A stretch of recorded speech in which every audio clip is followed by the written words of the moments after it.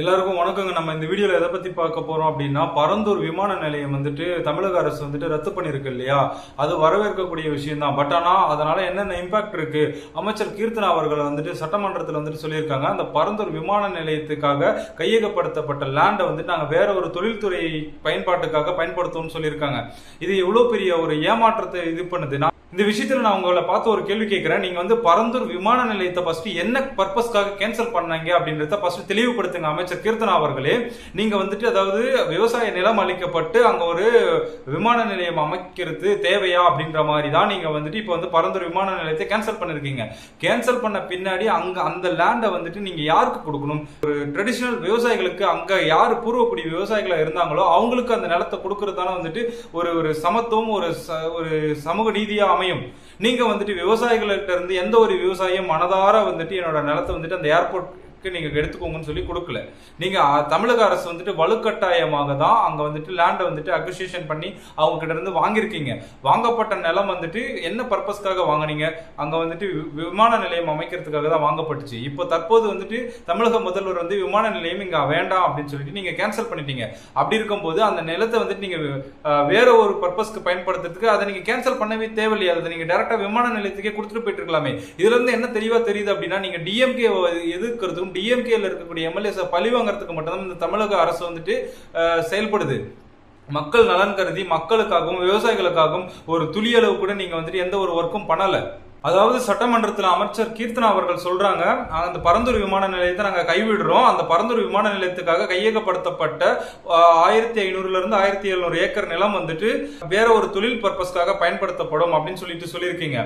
வேற ஒரு தொழில் பர்பஸ்க்காக நீங்க பயன்படுத்துறதுக்காகவா நீங்க இந்த திட்டத்தை கேன்சல் பண்றீங்க? சொல்லுங்க. நீங்க விமான நிலையம் நீங்க அங்க அமைச்சிருந்தீங்க அப்படின்னா தமிழ்நாட்டோட எக்கானமி பல ட்ரில்லியன் உயர்ந்திருக்கும் அப்படின்னு சொல்லிட்டு ஒரு சில வல்லுநர்கள் சொல்றாங்க. அப்படி இருக்கும்போது ஒரு விமான நிலையத்தை அங்க எடுத்துட்டு வரணும். அதாவது விமான நிலையத்துக்கு நாங்கள் எதிரானவர்கள் கிடையாது.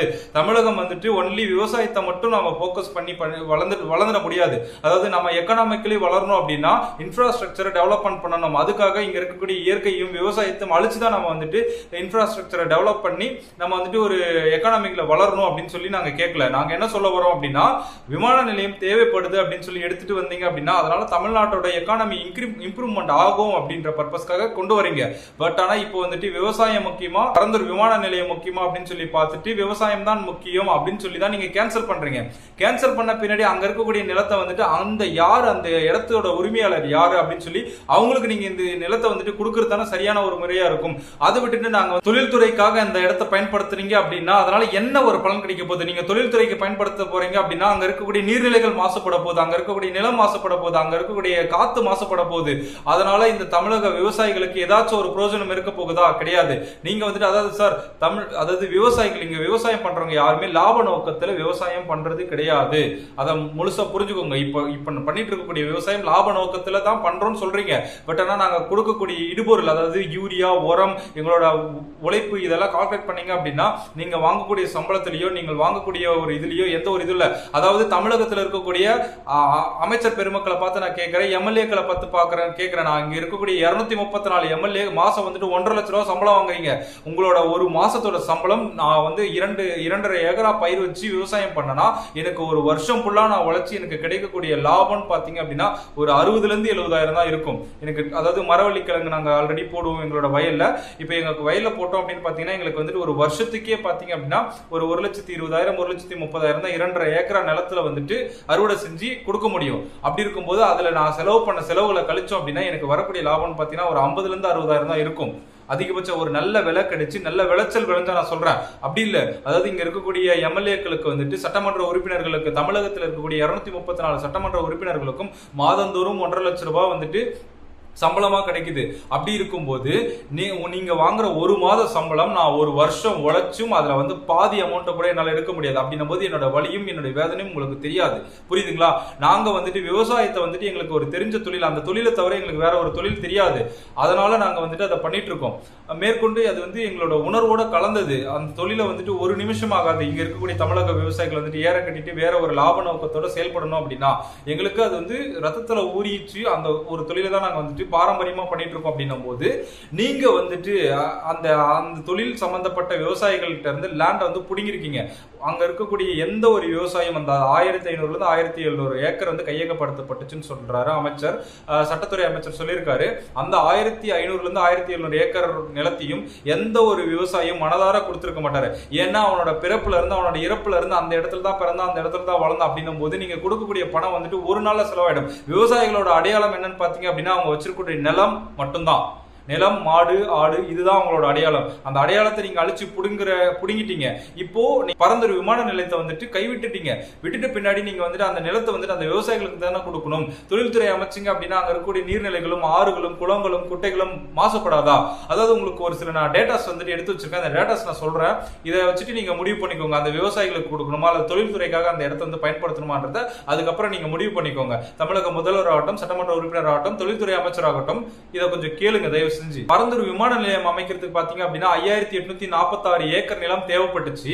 அதுல பாத்தீங்க அப்படின்னா அரசாங்க நிலம் வந்துட்டு கொஞ்சம் இருக்கு, விவசாயிகளோட நிலம் இருக்கு. விவசாயியோட நிலம் மட்டும் பாத்தீங்க அப்படின்னா இதுல 3774 ஏக்கர் வந்து பட்டா நிலம். அதுல வளமான நிலம்னு பாத்தீங்க அப்படின்னா 2681 ஏக்கர் வந்துட்டு வளமான விவசாய பூமி. ஓகேங்களா? இதுல வந்துட்டு வாட்டர் பாடிஸ் இருக்கு, நீர்நிலைகள், கால்வாய்கள், ஒரு சில ஏரி, குளம், குட்டைகள் எல்லாம் இருக்கு. அது 1558 ஏக்கர் வந்துட்டு நீர்நிலைகளும் கால்வாய்களும் சம்பந்தப்பட்ட லேண்ட் இருக்கு.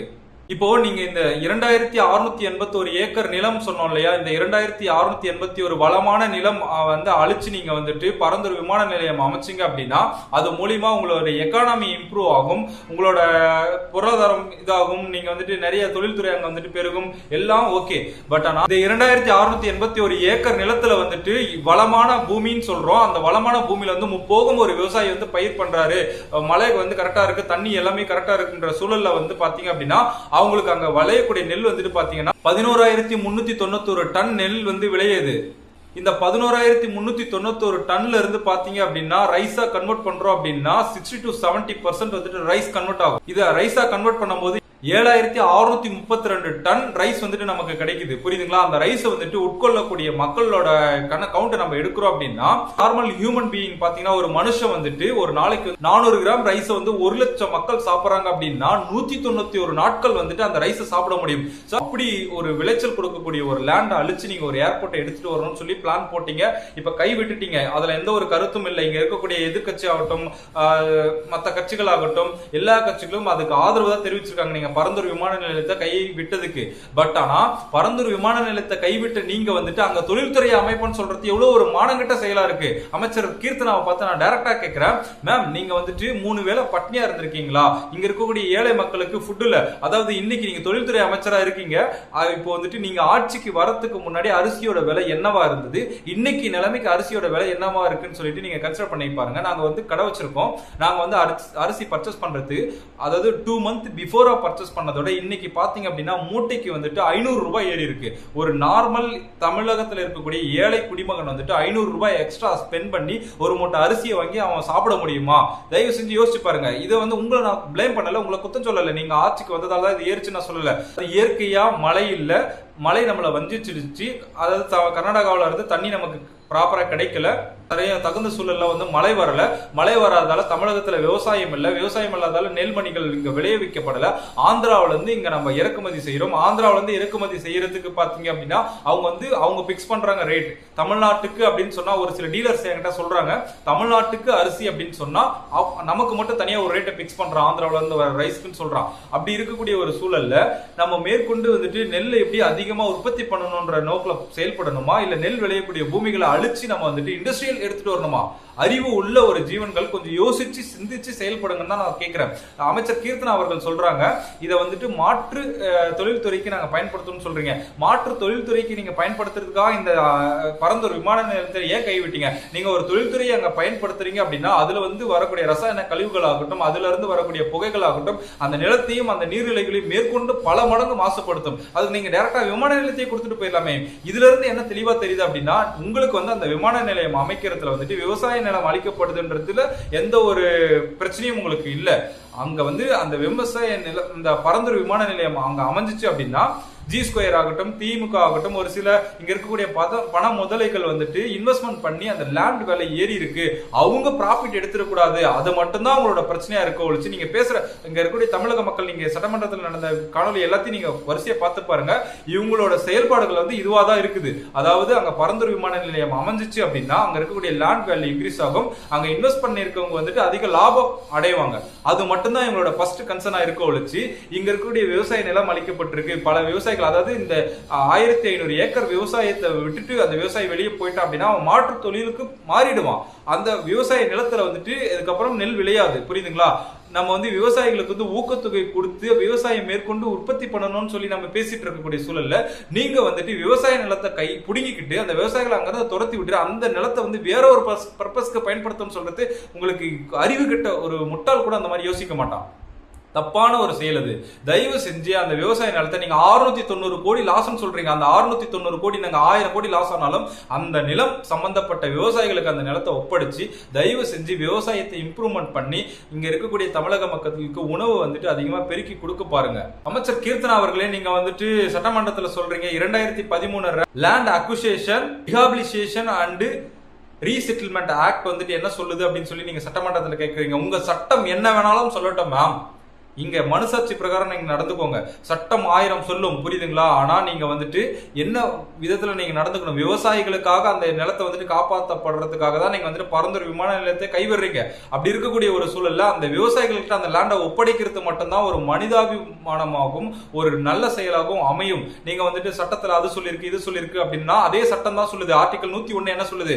ப்ரொவிஷன் ஆஃப் லேண்ட் என்ன சொல்லுது? சொத்துரிமை சட்டம் 300A என்ன சொல்லுது? அதாவது ஒரு அரசாங்கத்துக்கு தேவைப்பட்ட நிலத்தை நம்ம எடுக்கிறோம் அப்படின்னா அந்த என்ன பர்பஸ்க்காக எடுத்தோமோ அந்த பர்பஸ்க்காக மட்டும் தான் பயன்படுத்தணும். வேற ஒரு பர்பஸ்க்காக நீங்க பயன்படுத்துற மாதிரி இருக்க கூடாதுன்னு சொல்லுது ஆர்டிகல் 101. அதான் சொல்லுது. நீங்க அதை ஃபாலோ பண்றீங்க தயவு செஞ்சு. நீங்க வந்துட்டு சட்டம் வந்துட்டு ஒரு விஷயத்துல சொல்றத இன்னொரு விஷயத்துல மாற்றி செயல்படலாம்னு அது இன்னொரு சட்டம் சொல்லுது. அதெல்லாம் பின்பற்றி நம்ம நடக்கணும்ன்ற என்ன ஒரு விதிவிலக்கும் கிடையாது. நீங்க வந்து இங்க வந்து கருணை மனு அடிப்படையில விவசாயிகளுக்கு தயவு செஞ்சு அந்த நிலத்தை வந்துட்டு கொடுங்கன்னு சொல்லி உங்களை கையெடுத்து கும்பிட்டு நான் கேட்டுக்கிறேன். தயவு செஞ்சு அந்த 1500 ஏக்கர் லேண்டை கையகப்படுத்துற லேண்டை வந்துட்டு பரந்தூர் விவசாயிகளுக்கு வந்துட்டு கொடுங்க. இந்த வீடியோ வந்து அதிகமாக ஷேர் பண்ணுங்க, லைக் பண்ணுங்க, சப்ஸ்கிரைப் பண்ணுங்க, நமக்கு வந்துட்டு சப்போர்ட் பண்ணுங்க. தேங்க்யூ.